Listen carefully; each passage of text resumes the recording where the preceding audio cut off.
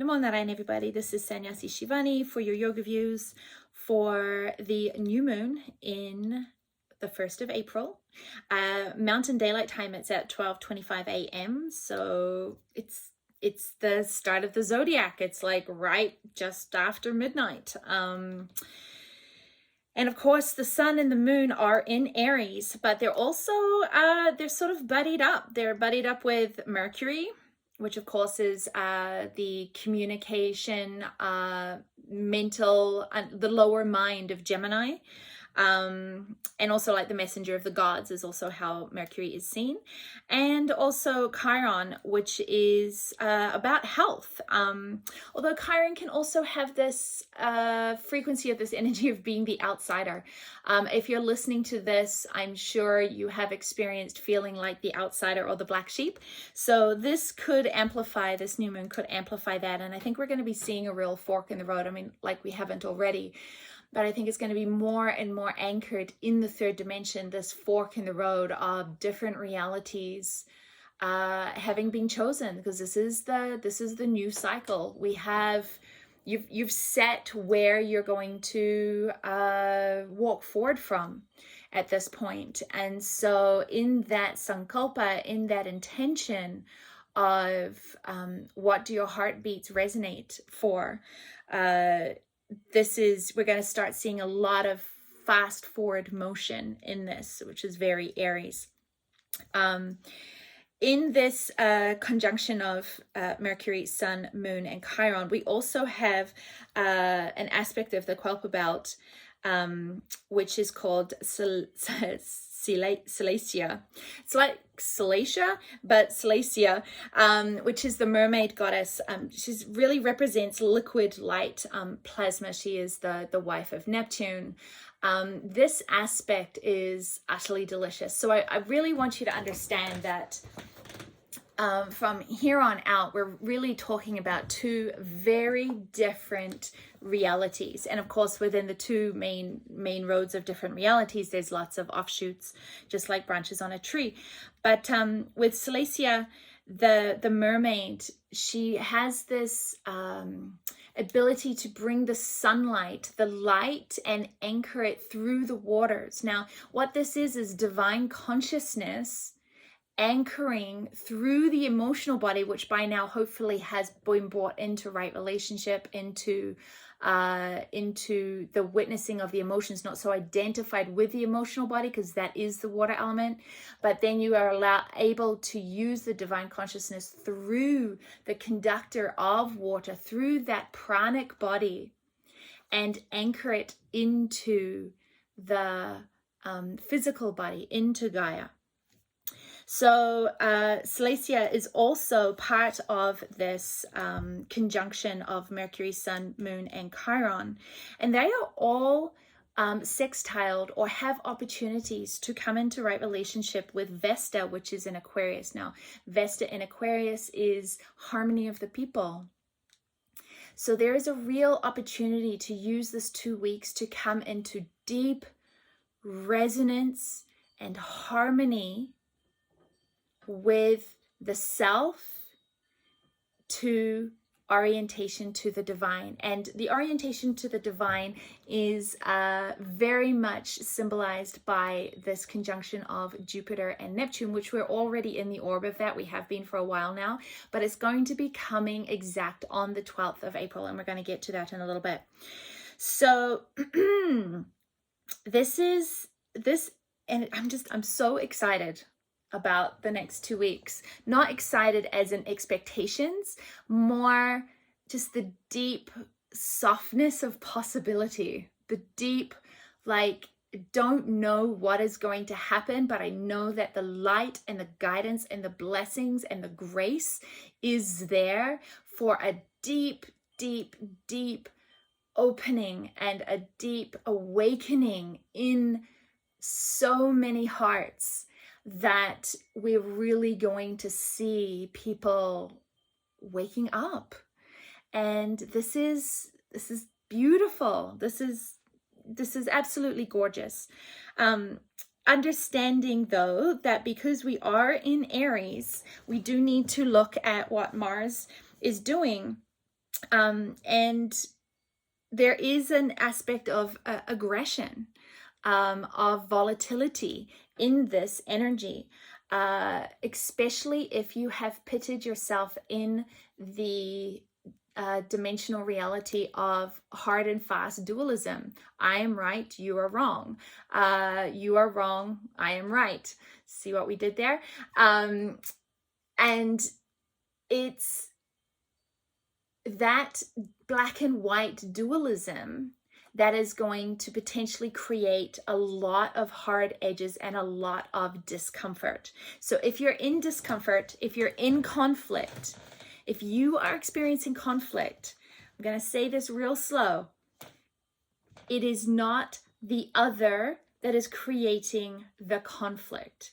You feel conflict because the conflict is in you. It doesn't mean we don't experience challenges or adversity or things that need to be navigated delicately or things like that. But the feeling of conflict, of that and other, this perpetrator victim archetype that the third dimension is so forcefully holding on to right now, that feeling is the heart, the shadow of Mars. And so with an escalation of aggression or war or conflict being available in these frequencies, it is so important for you, for me, for us to stay in the frequency of peace. And that means softening your skin. Softening your skin, because softening your skin is the Gyandriya for Anahata chakra at the heart. And so when you soften your skin, you open your heart.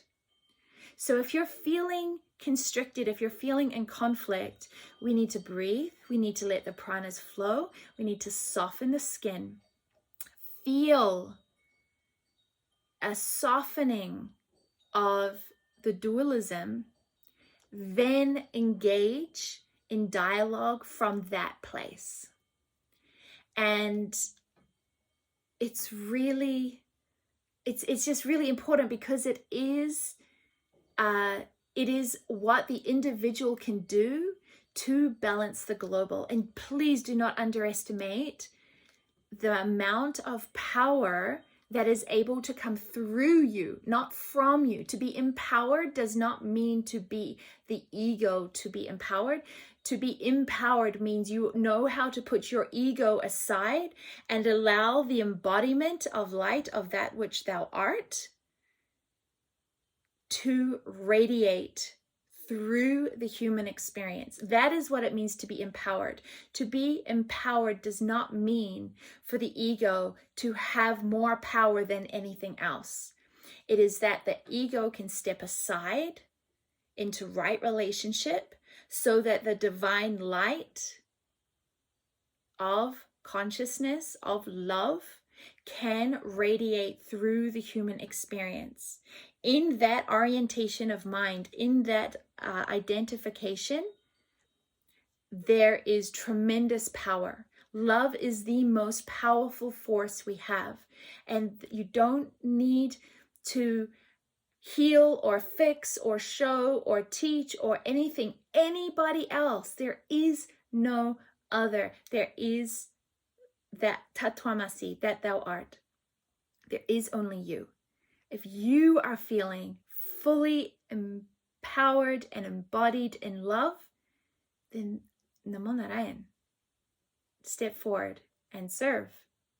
If you are feeling in fear and constricted and afraid, and which is real, it's a reality. Nobody's saying it's not a reality.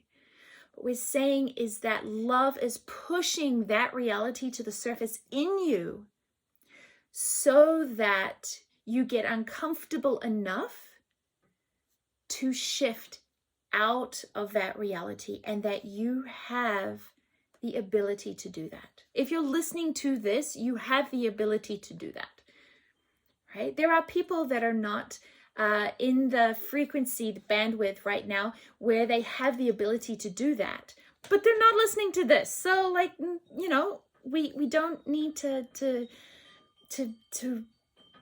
be a savior. We don't need to fix that anything. The only thing that we need to be aware of and to experience is the shift of our own heart. Okay, and this 2 weeks from the 1st of April to the full moon and beyond, of course. But my goodness, the amount of support that is here for that to be directly experienced and embodied is like no other. Okay. If you're interested in the aspects of the Quelpa belt, I don't know if I'm saying that right. My New Zealand tongue apparently has challenges with many words, I have been told. But the Quelpa belt is Kuiper, Kuiper belt. Okay, these are aspects, I'm not going to call them planets because they're not planets, but these are aspects that have been found since 2000. And I just think it's so beautiful because these aspects, you know, we have the new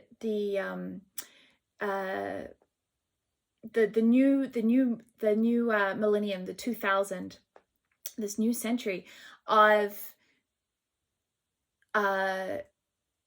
these aspects that have been discovered since then, and they really are resonating with people who are sensitive to them, to who are interested in them, who are studying them, to be resonating at the frequency of the collective within the 5th dimension. And it's like we've only started to discover them when we as souls are ready to remember them and to embody these frequencies. So if you think of, like, you know, the regular planets, Mercury, Mars, Venus, Neptune, are, you know, very much the governance of the frequencies that are holding the karmas and the patterns within the 3rd dimensional matrix. But then as our consciousness expands, we are being more and more influenced by these other aspects. Now, if you're interested in this, I highly recommend you looking up Kelly Hunter, KELLEY HUNTER. She has a beautiful conversation with Pam Gregory on YouTube. It's free. It's an hour long. She's fantastic. Pam is also fantastic. There's some really, really beautiful information in there if you're interested in the Kuiper belts. And there's these, what is really beautiful and to me resonates with so much truth, is that these Kuiper belt objects are being named, and because they have the frequency and the association with these ancient mythic God, creator gods. And, you know, chicken or the egg, are they being seen through the eyes of these creator gods because that's what we want to see them as, and so therefore that's what we identify in the resonance of? Or are they in the resonance of, and therefore that is why we have named them this? Who cares? Who cares? The fact is that these aspects are resonating at the frequencies of direct experience of these expanded states of consciousness. So let's take notice of them. Let's hold awareness to them. And so Solace, the mermaid, the wife of Neptune, is very much in, she's at 7 degrees of Aries for this new moon. She is this liquid light, this plasma, these photons, whatever you like to call it, doesn't matter. The experience of it is the most important thing. So what I'm trying to get at, sorry, so long-winded, is I want you to take notice of the light, okay? Because it's already been happening. Especially, you know, at Niwas, like I will walk out at certain times of day, whether it's the moonlight, which is the reflected sun, or the sunlight. But the frequency of the light is just otherworldly. You just stand and close your eyes and just absorb it. There are light codes in the light, whether it's the moonlight or the sunlight. There are light codes in the light that are recalibrating our bodies and healing. And this is, I'm gonna, you know, I know it's super woo-woo for some of you, and it doesn't matter if it's truth, but this is my direct experience. So this is what I'm sharing with you. Take it, leave it, it doesn't matter, but if it resonates with you, trust it. Okay, that there are certain days we've been experiencing, certain times of days, certain aspects where the sun is and the angle of the sun, where the light is just liquid gold. It is absolutely beautiful, and it's so clear. And then there's other times I've experienced the light where it's just like raining diamonds. It's just like the light is so bright and so white that, and white light is all of the spectrum of light in its purest form is hitting the earth. This is what we aim for within the chakras, where all of the chakras are resonating at their highest frequency, so that what is coming through Agnya chakra, or what we are seeing as reality, is as close to truth as possible within this third dimensional matrix.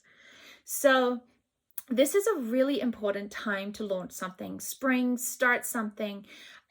Don't hesitate to go out on a limb, right? And of course, this is going to affect you differently depending on what house you have in Mars. In Aries, is depending on how that's going to influence your life. So start something new. Trust yourself. Be courageous, but stay with your softened skin, softened heart, and stay in peace.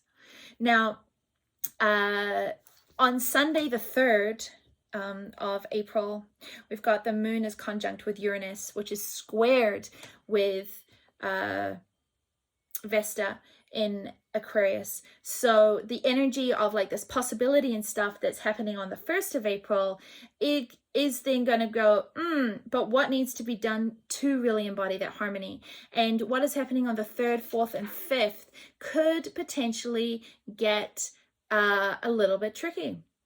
Right? And we've got this Mars conjunct Saturn in Aquarius. And so that could be a little bit tricky. So note 3rd, 4th, and 5th, we could experience some real dynamic shakeups. Some would use the word brutal, but let's go dynamic shakeups. Understand that anything we experience in a reality that we deem or perceive to be adverse or shocking or tragic or blah, blah, blah, blah, blah, that is the force of love and of light that is hitting what has been hidden. Okay, so when light hits a belief, that creates a form, a reality. The brighter the light, the darker the shadow. But sometimes we're not looking at the light, we're just looking at the shadow. We're looking at the darkness that's coming to the surface, thinking that it's the darkness that is where we need to put our focus. But you have to understand, if something looks truly dark, it means that there is something truly light. And the challenge is dissolving the solid identification, because if the light isn't hitting something solid, there is no shadow. If there's no light, if there's no light, there's no shadow. If there's no shadow, there's no light. And that's how you're transcending the dualism. And to understand that the pulsation of love is beyond light and dark, beyond positive and negative. Love is not the light. Love is not the light. The frequency of love, which is Atma, pure consciousness, Shiva Shakti, is not the light. Love is what is the force that is behind everything. Just there is only love. Only love is real. Only pure consciousness is real. We perceive it as light and dark, yes and no, black and white, evil and savior. And we call savior light, and we call light love. And, we sort of mix all of these terminologies. But as we actually start to experience and embody realities beyond dualism, we have to get very clear. You have the negative to the positive to pure consciousness. In yoga, we call it tamas, rajas, sattva. Sattva is beyond duality. Love is beyond duality. You can't go from the darkness, tamas, to sattva, love. You have to journey through the light. You have to find the shadow, shift your consciousness to the light, and then shift your consciousness to transcending beyond the belief of light or dark. And that is what dissolves the dark, is when you can sit in love. If you are identified with the light, you are still identified with the dark. But identifying with the light is more productive than identifying with the dark. So you have to take the steps, but don't stop at light thinking that light is all there is. We have to shift that to pure consciousness, to sattva, to light. And I think on the 3rd, 4th, and 5th, we're going to have a real opportunity of seeing where have we identified. And the way to shift from the light to love is compassion. To move from identifying with light and dark, good and bad, evil, right? To compassion and empathy. And that takes slowing down and seeing a bigger picture. And that's what this Jupiter-Neptune is really asking us to do. There's a big waters when you have Neptune and Jupiter. It happens only once every 166 years to have Jupiter and Neptune conjunct in Pisces. Okay, so on this 3rd, 4th, 5th, try and take your time and understand that the more shocking, more suffering, more pain you see, there's more love that's pushing everything to the surface. Yeah. When you're able to orientate to the spiritual, then the future becomes clear. Right? What is possible becomes clear. Okay. On the 7th, we get an opportunity with Lilith just about to move out of Gemini. Lilith has been holding aspects of the mind, pushing the dark spots of the mind, of what we believe, to the surface. But that is going to be trined with Venus and Saturn and Mars in Aquarius. And so that means that we're going to have a real opportunity around the 7th of April to shine a light and really bring what our beliefs are to the surface and seeing where we are stuck. Okay, because then Lilith is about to shift into I've forgotten where Lilith is shifting into. The one that's after Gemini. It's a water element. It'll come to me. Oh, it's Cancer. And that's going to really bring that work that we've been doing with our minds into our emotional bodies, because we're trying to anchor these energies into a new earth, into reorientating our existence with Gaia instead of with a 3rd dimensional expression of earth. So first we have to recalibrate the mind, then we have to recalibrate the emotions. That's going to recalibrate the reality. And so we're almost shifting out of the mind and into the emotions. And I think we're going to see a really big shift of, oh, I used to feel this way about this and now I feel that way. And that's okay. Shifting your reality is okay. On the 8th of April, Moon in Cancer is going to be sextiled with Uranus and squared with Neptune and Jupiter. This is like intuition through the roof. So trust yourself, trust your inner knowing.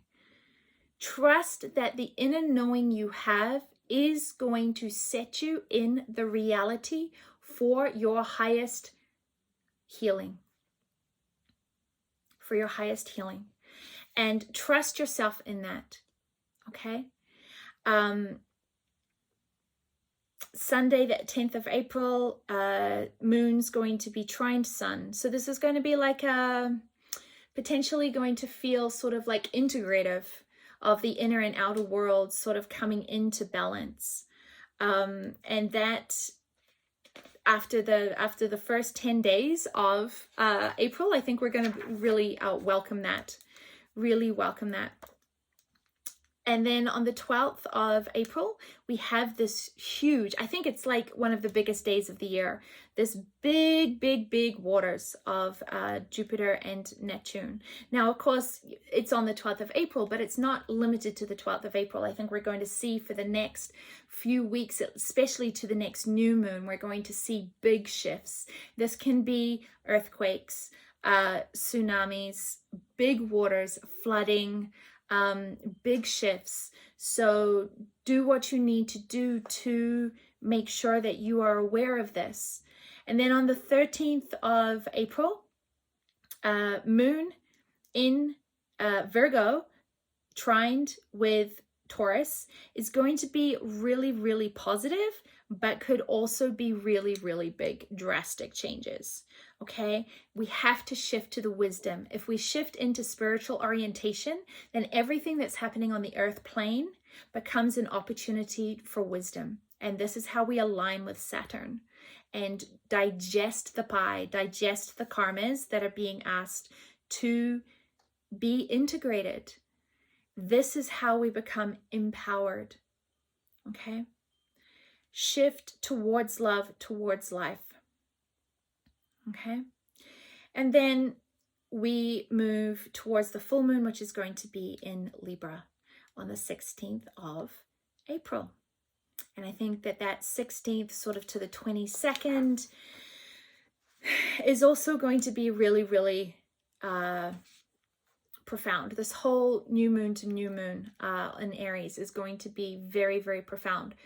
So this is it. It's like, this is the big game. This is what we've been training for. This is what we've been preparing for. This is what you've been building your spiritual muscles for. Here we go. Remember that love is the answer. Love is the answer. Not survival, not vengeance, not winning.